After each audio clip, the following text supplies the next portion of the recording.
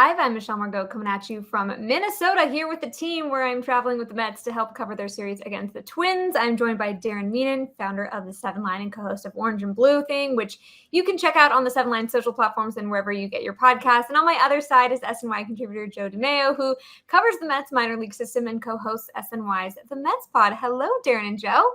Hey, thanks for having me. Hey, Michelle. Okay, I'm going to need a little bit more enthusiasm out of the team. Okay, we're going to be talking for the next 30 minutes. Ready. Listen, we've been watching the Mets this season. I don't know how enthusiastic we could be, but we'll try. We will try. We're going to talk all things Mets over the next half hour. We're going to take some fan questions live as they come in, so put them in the chat wherever you are watching. So before we get into it, we always talk about what the Mets did on their last off day. So Rafael Ortega took his family on a horse and carriage ride in Central Park. And then Pete Alonso, Adam Ottavino, David Peterson, Tyler McGill, Drew Smith, Francisco Lindor, a lot of them went to the U.S. Open. And then Jose Quintana showed off a huge delivery that he got of liquid death water. So, Joe, who in your opinion had the best off day? Well, little fact about me, I played tennis all 4 years of high school. So for me, it's going to the U.S. Open, and Roger Federer is my GOAT, but I love Carlos Alcaraz now. And I would have loved to hang out and maybe teach those guys a couple things about tennis. What about you, Darren? I mean, if you want to drop facts here, I was in the tennis camp at the USTA back in the day as a kid. I was a horrible tennis player, but for some reason, my parents put me in the camp there. I would say going to the U.S. Open as well. Even though I grew up in Queens, I'm not much of a tourist guy, and I could probably do without the horse and buggy ride. Unless Liquid Death was paying me a bunch of money to get that delivery and post about it online, I'd probably skip that too. I can get water for free from the tap here. So I would say U.S. Open as well. Touche, but it always tastes better out of a can. I guess. It looks cooler too. I tried it. I did try it. I am a sucker for the marketing, so I did try it. So it got me. All right, so where we stand today, obviously the Mets aren't having their best season, but still many reasons to watch. So Darren, what are the main things that you are looking for here in September? Really just watching the youth. I mean, I really liked Nimmo's answer the other day at his locker saying, it's not really about the wins and losses right now. It's watching the baby Mets to see what they could do down the stretch here and hopefully see what they can contribute to the 2024 team. So, I mean, I'm still tuning in. I'm still watching, but I'm not at the edge of my seat as I would be normally. And unfortunately, we saw how the season turned out so far to this point. So I guess really just looking forward to the future really is watch these games and watch the baby Mets and see what they could provide to the team right now and hopefully next year and beyond. Joe, what do you think? We all know my answer is going to also include the baby Mets, as that's what I do. But to go beyond that, I want to watch Francisco Lindor's push for 30-30. I think he has a legitimate shot to get it. I like watching Kodai Senga on the mound, who I know we'll talk about. Jose Quintana has showed up really good, but it's looking for 2024, largely like Darren said, and they need to figure out what their starting pitching depth situation is going to be because it's obvious Billy Epler has said it publicly that they're going to be in the starting pitching market this offseason, but it can't be entirely external people. So good to see Jose Butto pitch good the other night and see if there's some depth internally when you talk about prospects as well with Dom Hamill, Christian Scott, Mike Vassell, and those guys. I know you guys both cover the team, but you're also very passionate Mets fans. So how do you feel about where they stand overall ending 2023 and heading into 2024? You want to go first? You want me to go first? Yeah, who do you want to go first? I mean, I'll take it. Sure, you go first. Yeah. I mean, obviously 2023 is a disappointment. There's obviously no other way to put it. It's one of the more disappointing seasons probably in baseball history when you take expectations and payroll and you take it with the record. A huge disappointment, but I give them a lot of credit. And I talked about this around the trade deadline. I give them a lot of credit for pivoting because it would be very easy for them to say, we'll just run it back with Max Scherzer and Justin Verlander next year and the same team that had these expectations. But they were willing to pivot right on themselves. And that led to bringing really high talent into the farm system. Luis Angel Acuna, Drew Gilbert, Ryan Clifford, Marco Vargas, even from the Marlins trade. So I think when you look ahead to 2024, it's 2023 is in the past. I firmly believe in Steve Cohen and this front office that they're not going to punt 2024. They're going to go out there and spend some more money, add pieces. And while that's been the line has been the expectations won't be the same as 2023. Well, the expectations in 2023 were 100 wins again, World Series contender. If the expectations are 88 wins, that's still an expectation to be a playoff contender. And that's where I expect the Mets to be. Darren? I'm pretty much on the same page. I mean, this season has been, like Joe said, one of the most disappointing ones I've watched in a very long time. I'm 42 years old. So in 86, I was 5. It's like I'm tired of talking about the 80s, and especially after last year, winning as many games as they did going into this year and basically falling flat on their face from the very beginning.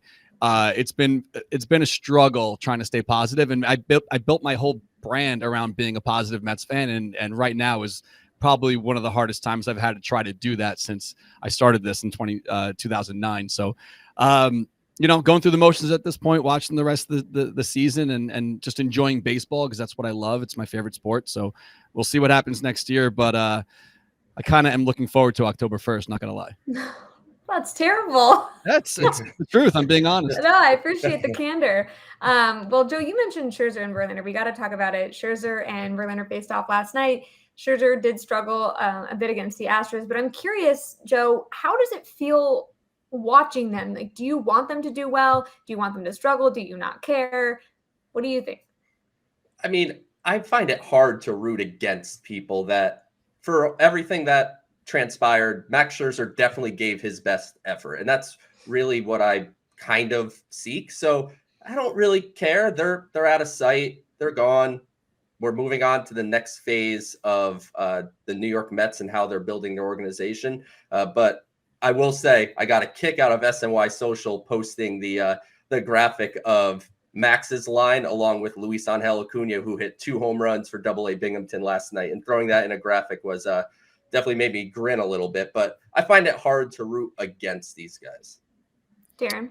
I mean, I don't care one way or the other, to be honest. Once they're off the team, they're off the team. And, unfortunately, if you look at the lines, look at the numbers on paper, Max wasn't a bad Met, but when it came time to him producing in big games, it just didn't happen. And that's what really that's what I'm going to remember most about his tenure with the Mets. So now it's the kind of thing where you turn the page, look to the future. And I'm glad we got something, hopefully, that's going to transpire into something productive for him. I know we're off topic here though, but Joe, do you think that they told Max what he wanted to hear to have him waive that no trade clause, or do you think they really were being truthful with him? Because my whole thing is the way that he went out, I didn't really appreciate, and I think that you watch the difference between his questioning or his responses to Verlander's, and it was like night and day.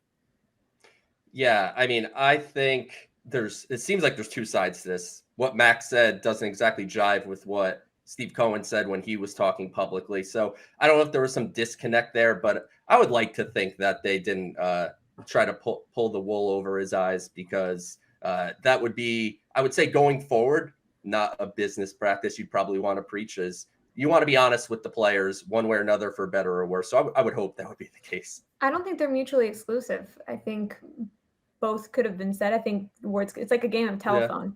Yeah. But we are now going to switch gears and play a game called Yay, Nay, or Meh. So I'm going to give you a topic, and you say yay, nay, or meh. So Joe, you go first. David Stearns.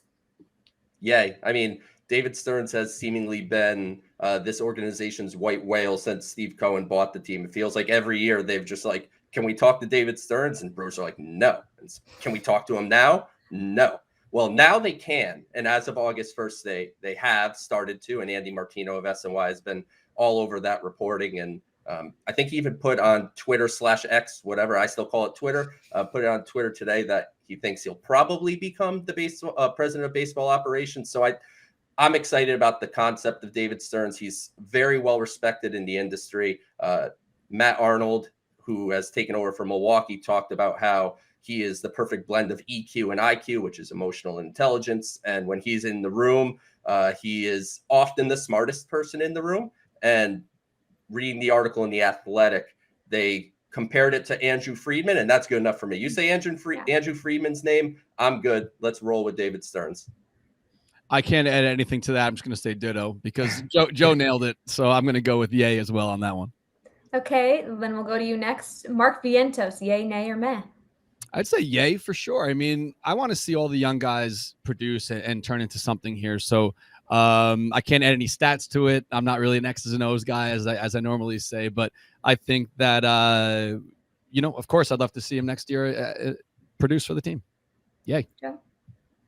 I'm going to go meh, and that's not entirely his fault because it feels like he's gotten inconsistent playing time when he's been here. He's been shuttled up and down. He's been getting a little more playing time recently, and now he's starting to hit. And Mark Vientos has always hit, but the question's going to be, what could his role be in 2024? He's not really a great defensive third baseman, as we've seen. First base, he could kind of go there, but the Mets have a first baseman. And designated hitter, you would think at some point in time, the Mets will go external for designated hitter because they've kind of, since the DH has come into existence in the NL, they've not taken really an aggressive approach at pursuing that position. So I still like Mark Vientos, but the meh is based on, I don't know what his role could be when we go into next year. Okay. Well, speaking of going into next year, Darren, DJ Stewart on the 2024 Mets, yay, nay, or meh? I mean, what we're seeing right now, I'd have to say yay, of course. I mean, I saw something recently, I don't know if it was on SNY, something about he changed up his swing, added the toe tap, and he's getting consistent playing time, which he hasn't had yet. I mean, you look at it at his age, I think he's in, 29 or something like that, and it's not unheard of for a guy to kind of figure it out a little bit later in their career. Look at a guy like Jeff McNeil that didn't come up until he was a little bit later as well. So I would say, as of right now, yay, and we'll see what happens, I guess, after the season and spring training and go into it next season. Jeff? I'm going to go yay as well. I think at this point, he's been playing so well, and the Mets are not going to be in a 40-man roster crunch this offseason. They don't have many prospects that they're going to protect from the Rule 5 draft. There's going to be a lot of space on the 40-man roster. Let's just put it that way. So I think DJ Stewart has earned the right to at least come to camp and compete for a possible bench role in 2024. And when they signed him in the offseason, I'll tell you, it was just like, all right, DJ Stewart, heard that name in the draft years and years ago, is what it is. Didn't think anything of it. And he's been electric for the last month plus on this team. So I think he's earned the right to come to St. Lucie and try to earn a job. 1,000% he has. And also, speaking with Buck Showalter during spring training, before we really even got to see a glimpse of DJ in the regular season, he was super high on him back in Baltimore. And there was a reason that he was drafted that high. And I think we're starting to see that come to fruition as long as he can stay healthy. Edwin Diaz pitching in 2023. Yay, nay, or meh? Darren? Yeah. Oh, no. Darren, go. Nay, yeah. Absolutely nay. I mean, he has nothing to prove at this point. Like we know what Edwin Diaz can do when he's healthy. If this was a walk year for him, or he was looking to, accomplish something down the stretch here to prove himself, and then I would maybe understand it, selfishly on his part. I mean, look at who did that. Was it Syndergaard who came back right before, he wanted to show that he was healthy before the end of his time with the Mets. Edwin has nothing to prove. I mean, I'm rocking my Diaz shirt right now. I still love the guy. I just don't want to see him out there this year. Save his bullets for next year.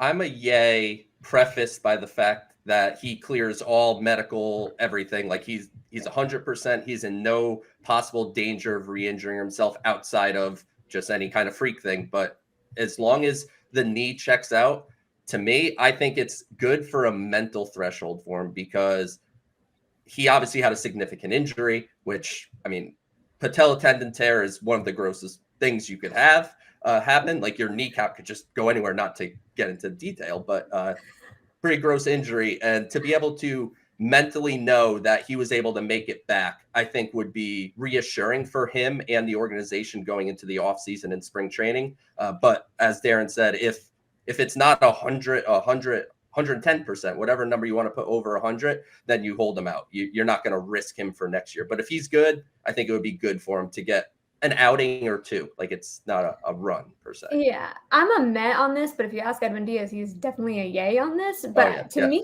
you want to see what you're going to run out there in 2024, and you don't want to find that out in 2024. So I think it would be good for him to not rush back, obviously, but also not wait way longer than he would have to. Okay, Mets going to a 6-man rotation next year, potentially, if they sign Yamamoto. Darren, yay, nay, or meh? I mean, it's really tough to say until we see who the other 5 guys are, not everyone would maybe want that extra day of rest. Maybe, a guy like Scherzer or Verlander, or a guy that they might bring in who might have a lot more years under their belt, might be more used to the 5-day a 5-man rotation and not getting that extra day of rest. But I guess Joe would be better to answer this one, but I guess I'd say meh, because I'm not really sure what that rotation would be. I'm going to go meh, and it's really based on Kodai Senga. Can Kodai Senga in 2024 go to a typical American, 4 days between, or, every fifth day start, instead of kind of how he's been handled this year, which is most of the time it's 5 days of rest. So every 6th day he pitch. If he's able to adjust to kind of the way it's been in America, which you've seen guys like Masahiro Tanaka adjust to be that way. On the other shoe, Shohei Ohtani has done every 6th day since he's been in America. Granted, he hits in between, but if Kodai Senga is able to go kind of on a normal rotation, then I think you would treat Yoshinobu Yamamoto the same way you treated Kodai Senga this year. But if Senga is going to permanently be on that, then of course you're not going to have much of a choice but to go to a 6-man, and that'll definitely require an aggressive offseason with at least 3 veteran starting pitchers added to the fold. Mets being a playoff team in 2024, yay, nay, or meh, Darren? I mean, even when John Neese was our starting pitcher on opening day, I still said yay for playoffs. I mean, I always have so much positivity going into the first game of the season. We'll see what happens during the offseason. Like Joe said earlier, I have a lot of faith in Steve Cohen, and we'll see what happens if Stearns gets in here as well. But I don't think that they're going to but I don't think they're going to go into 2024 not going for it. So I'm going to say yay. I'm going to say yay forever, but I actually mean it this time. Joe? I am glass half full by nature, so I believe in this ownership group, and I think if David Stearns comes in, that's another factor too. Like, is David Stearns going to come in here and be like, yeah, let's just rebuild for another year or two? I think he'll want to come in and make an impact. So I think they're going to plan to be a playoff team, even if it's a wild card, because we know where the Braves stand kind of at the top of the NL East, and it might be that way for a little bit. I think their plan is going to be a playoff contender. So I will always err on the side of the glass half full.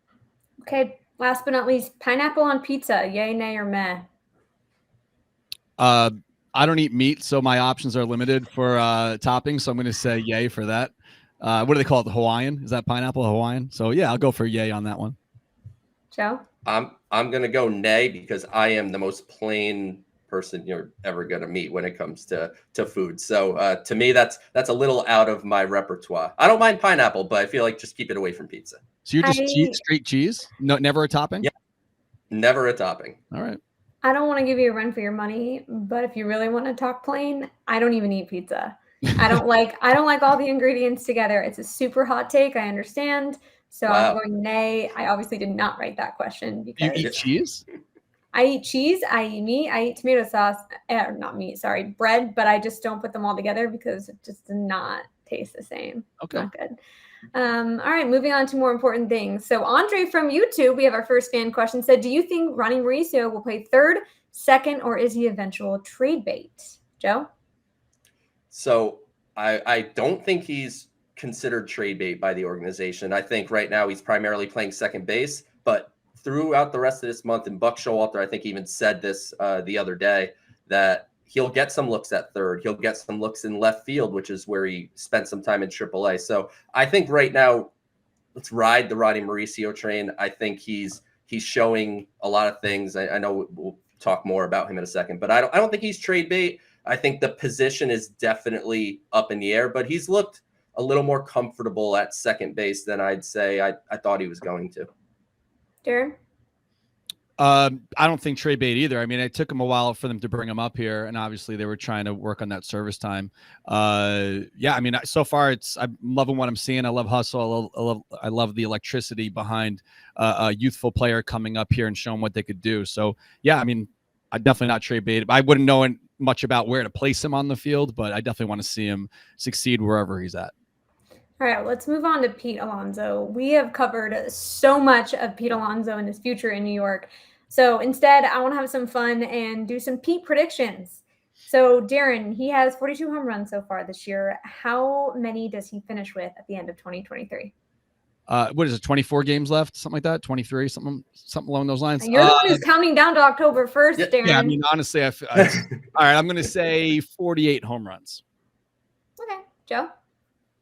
I'll go 47, just under there. But I mean, obviously, this is uncharted waters in Mets history. Three of the 3 of the 6 40-plus home run seasons in franchise history are owned by Pete Alonso. So another great year for Pete in the power department. I'll say 47. All right. So he's at 102 RBIs. How many RBIs does he finish with, Joe? 126. I don't have a rhyme or reason why I think that, but you're adding 5 more home runs. Maybe 1 or 2 of them are 3-run shots, but let's just call it 127, and that's a heck of a year. Yeah. I'll say 125. I'm going to write these down just so we can see who's closer at the end of the season. Wait, well then I want to give my picks too. Good. Yeah. Okay. Yeah, you're in. I think I'm going 49 home runs only because, and I actually have not looked up his numbers yet at Target Field. That is on my list for today, but I know that guys love to hit at Target Field. So I'm, I think he put one to the third deck. I think he put one to the third deck at Target Field. We'll have to look that up, but yeah, I'm pretty sure you said how many RBIs? 127. Okay. I think, right? Yeah. I mean, you could always just watch this back, but go ahead. And you said 125, Darren? I said 125, yeah. I'm going 126. All right. It's like, what was it? Price is Right? Price is Right, yeah. Oh, how about Bob Barker made it to 99? As close as you can get to 100 without going over. We've talked about pineapple on pizza. We've talked about Bob Barker. Yeah. What else? All right. So predictions. Is Pete a Met when the team reports his spring training in 2024, Joe? Yes, I think Pete Alonso is a Met. I think he's been in all of their public statements about next year's team, and I think they were probably just doing due diligence and taking phone calls. If someone calls, you listen, but I expect Pete Alonso to be with the Mets in 2024. Same. Darren? He has to be. They can't let this linger on any longer, and it can't just be they're letting this get to free agency. I think that the way that it's looked over the past month, when the fan was talking about all this toxicity, and it came out after Disha actually deep dived and did a thorough report on it. I think that the fan base and Pete are both owed some kind of resolution before opening day of next year, and whether it's Pete's people playing hardball or the Mets just not seeing eye to eye on what they think that Pete is worth, but he's showing what he's worth every single day, even down the stretch here in a season that really on paper doesn't mean much. He's doing his job, and I think they have to lock him up before spring training next year. I think that the fans are going to be very upset if they don't, and they can't let this linger on until free agency. They have to lock it up. All right. Well, that went into my next question. So, Joe, if you could just answer that. Do you think that he's going to sign a contract before opening day? So I think the fans are going to be very upset. I don't think they're going to come to terms by spring training. Is it possible? Sure. I mean, the Mets have money, and Pete Alonso clearly has a desire to be a Met. I just wonder if the values right now of what the expectations are on one side versus what the expectations are from the team side, where they look at the market for first baseman, and do they want to completely disrupt that market in an extreme way? With that said, I've said this on the Mets spot. I've said this in a couple other spots. If Aaron Judge can go to free agency and return to the Yankees, I think Pete Alonso can go to free agency and return to the Mets, because that's another thing too. I think a lot of people would look at it like he goes to free agency, he's gone. Well, the Mets can just outbid the competition if they want to. Ideally, they wrap it up this offseason, but where we stand right now and everything that's gone on over the last, call it, month and a half, doesn't give me a ton of hope that they are, within a couple months of coming to terms on something. Oh, I think leverage is going to be part of it as well. There's a game that is played in this league. So switching gears to Kodai Senga, it is a simple fact. He has been such a success so far this season. Darren and then Joe, what has been like watching him? I mean, it's been the highlight of my season personally, I think, watching Kodai Senga. I think just the consistency right out of the gate. I mean, he had a couple starts in the beginning where it was a little shaky, getting used to things, but first year All-Star, kind of checking all the boxes as far as what you could expect from him coming over here in his first year playing in America. And like we were talking about a little bit before, certain things that are highlights or things that you wanted to specifically tune in for. And when Senga was pitching, I'd want to either be there or for sure be watching it. And it's for sure one of, if not the only bright spots, not the only, but one of, if you count on one hand, the bright spots, obviously he's one of them of the season. So it's been great watching him so far. Yeah. I think he's electric. He's electric to watch. I love everything that Kodai Senga brings to the table. Early in the season, there was a lot of inconsistency. And I think I may have even been on this show talking about a question of, will this be the Kodai Senga for the whole season? And he's just grown so much. He's learning to locate his fastball down in the zone, which makes the ghost fork play even better.